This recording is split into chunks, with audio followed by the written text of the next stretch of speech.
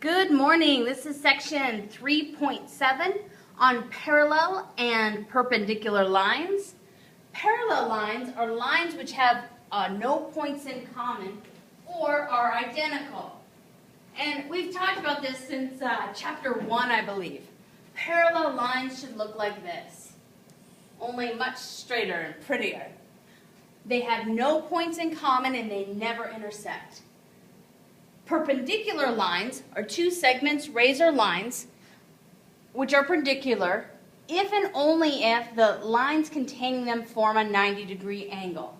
That means, by definition, if line M is perpendicular to line N, the angle in between them should be 90 degrees. We have some theorems for perpendicular lines.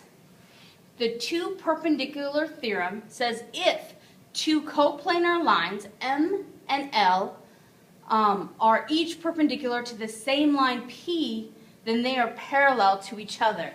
This means that if L is perpendicular to P and M is perpendicular to P, these two lines right here have to be parallel.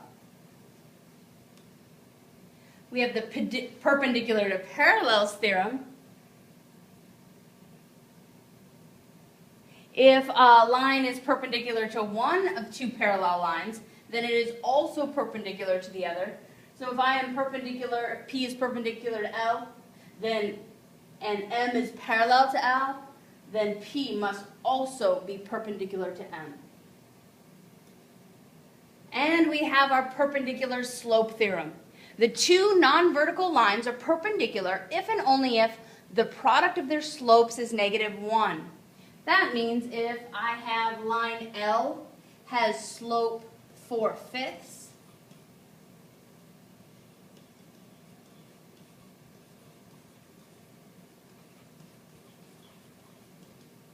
and line M has slope -5/4, I know that these two lines are perpendicular only if the product of their slopes equals a -1.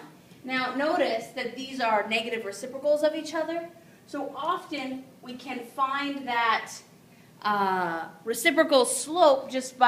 perpendicular slope just by taking a negative reciprocal. For example, if the slope of my line is 2/3, any line perpendicular to it would have a slope of what?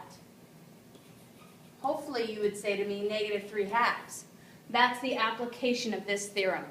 All right, for tomorrow, I would like you to answer these two questions for me on a clean sheet of paper, and I will see you then.